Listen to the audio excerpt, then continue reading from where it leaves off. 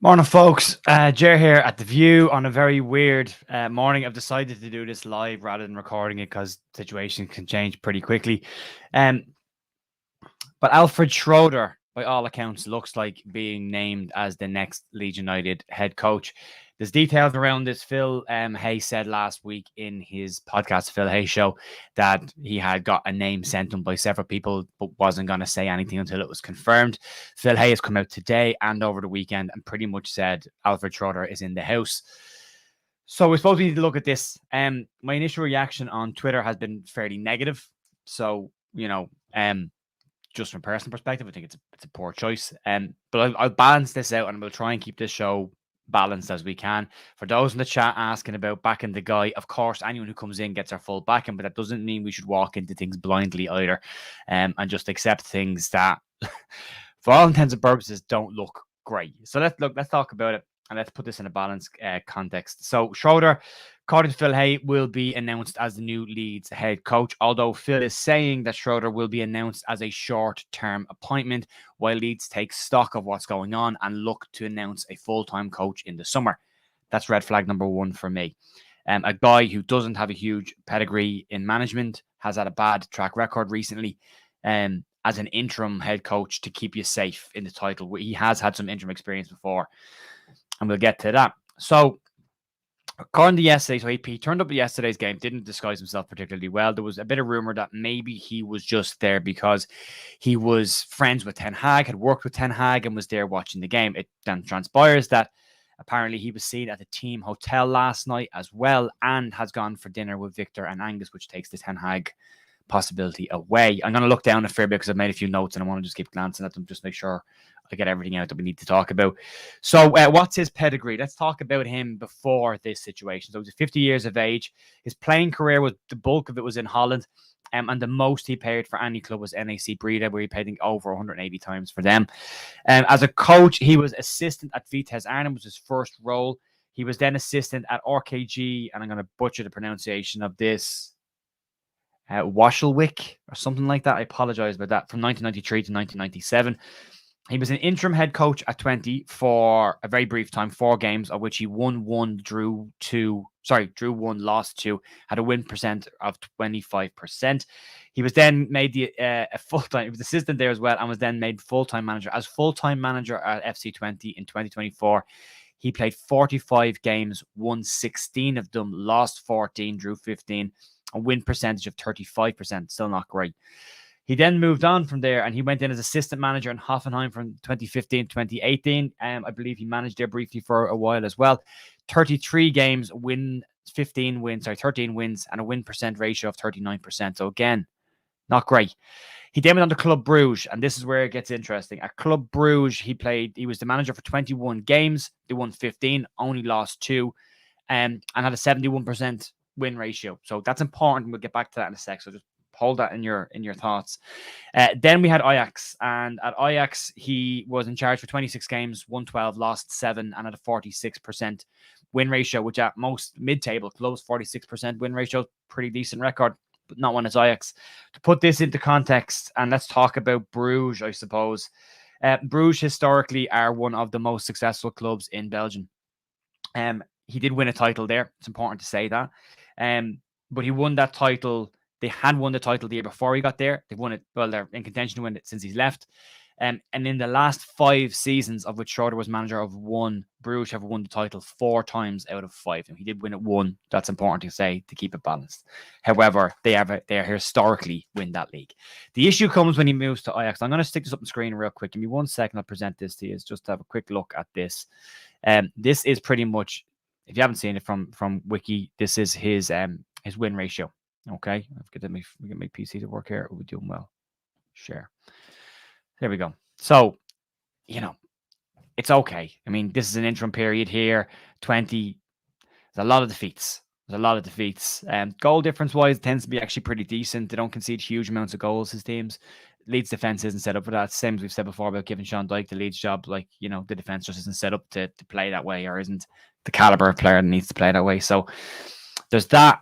This is the blip. The reason I have this on screen, I'm going to show you another one as well, because this is also important to have a look at. This was the reaction from the Ajax fans while he was there.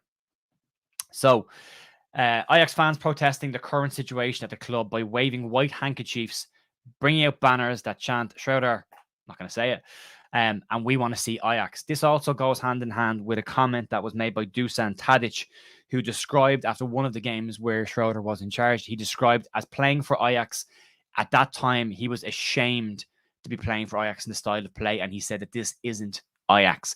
Under Schreuder, Ajax completely seems to lose their identity. He has been nicknamed by the Ajax fans as the man who broke Ajax. He was sacked after 26 games. Fans turned on him. As I said, negative comments from players as well that came out, pretty strong comments from players that came out as well. He has also been known to fall out with players pretty quickly. And that has also been an issue in his tenure at clubs as well. He hasn't stayed very long at places outside the early part of his career. In his time in Ajax, he broke some records, but they're not good records. He has the most losses of any Ajax team in Champions League history. They were 5th when he was sacked. They have been undefeated since he left. There's a lot of red flags. There's a lot of red flags here. Anyway, what I was going to say to you, and what was being said by Phil Hay, is this is being given. So basically, Leeds have looked at this guy coming in as a short-term appointment. It will give Leeds a chance to get the target that they want in the summer, which appears to be either Areola or Slot. And that they will give some time to take some stock. The issue with this is all assuming that Leeds stay in the Premier League. And with a guy like this coming in, with the win percentage that he has, and the history he has a fallen out with players, I don't see this going particularly well. I mean, tongue-in-cheek last week, I was saying Nuno probably wouldn't be high on my list. There's nothing wrong with Nuno. I'm sure he'd be fine at Leeds. But he didn't excite me, considering the managers that were being mentioned. Square Ball made some very, very interesting points about this as well. I'm assuming it was Moscow White that was sending tweets. It could have been Michael or Dan, or Rob even. But what they said was, it's how the club have handled this whole situation which has made it a problem. So when the club come out and say, we'll have an appointment within 12 hours, White smoke in the morning, and it looks like it's Carlos Corberán, and then Corberán signs a new extension in his contract and stays at West Brom.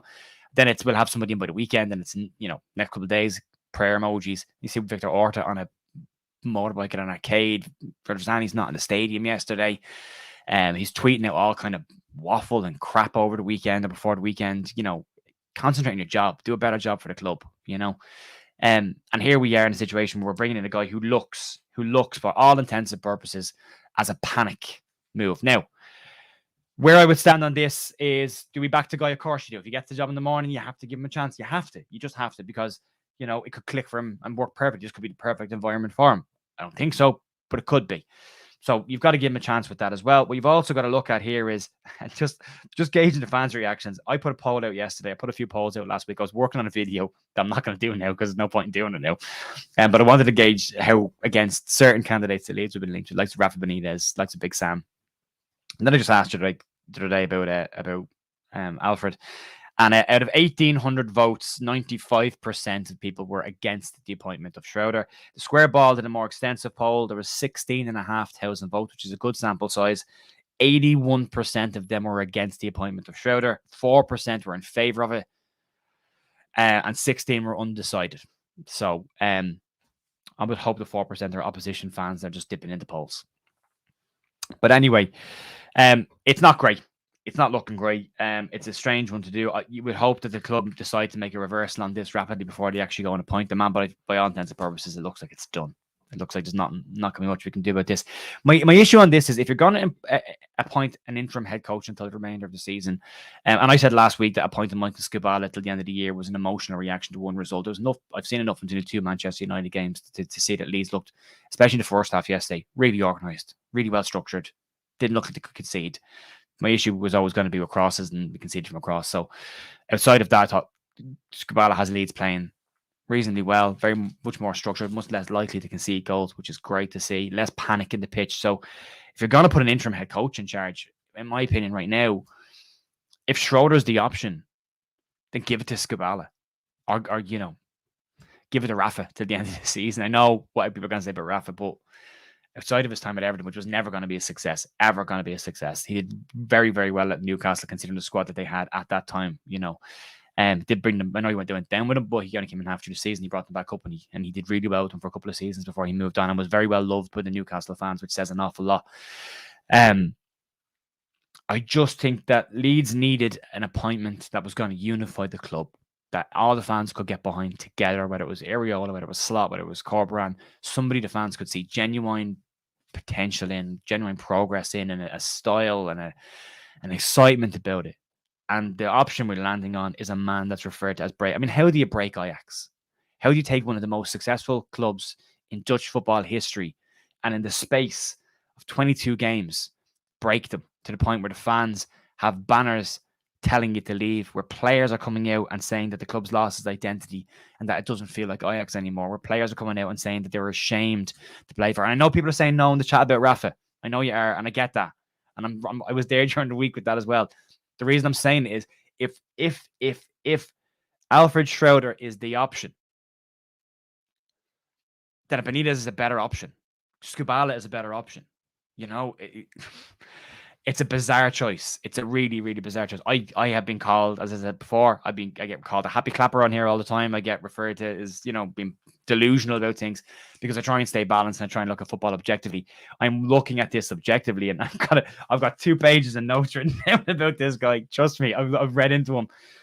None of this looks like it's a good idea. None of this looks like it's going to work out well. And I first time I've been negative about this, and I'm saying it. If this guy comes in, I fear for our safety in the Premier League, which is why I've been so outspoken on Twitter yesterday.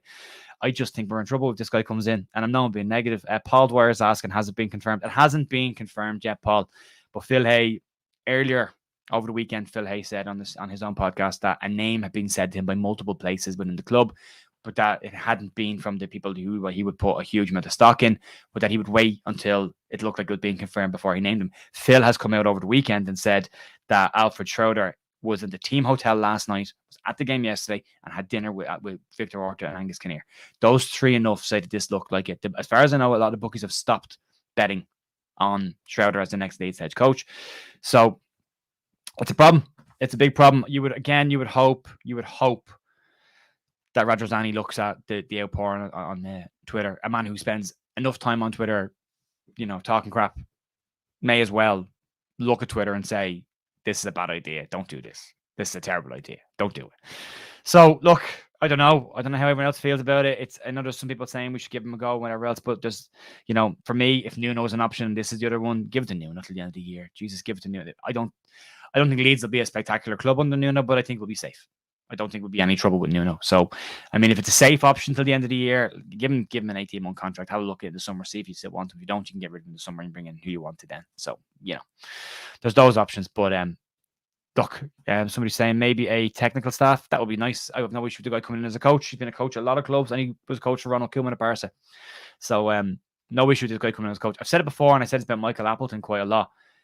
And even saying about Jesse to a degree. There's no doubt these guys are all good coaches, but good coaches don't necessarily make good managers. The difference between a manager and a coach is a manager needs to outline a vision and a strategy, and a manager needs to explain to players why they're doing things, how they're doing things, and when to do those things. They need to be able to teach players to be better. Coaches do the same thing, but at the same time, they pretty much carry out the actions of the manager. So if the manager's not good, and the manager's stats and analytics, and the manager's tactics, and the manager's approach to the game aren't great, then the coaches are just carrying out that work, and it just ends up being poor anyway. So it all depends on who's at the top of that. We saw it under Bielsa. We've seen it under other managers in the past that's gone well and ones that haven't gone so well. So it drips from the top down. But this is this is a poor one for me. But anyway, I'm going to leave off. Let's just go today. I will be back tomorrow with more Leeds news. If you like the channel, if you want to support us, you can give us a thumbs up, or you can subscribe to the channel. We're here with daily Leeds news every day, Monday to Friday, and we'll do some match reviews over the weekends, and we have a live stream on a Friday night usually. That's pretty much it for me, folks. Thanks for watching, and I'll see you tomorrow.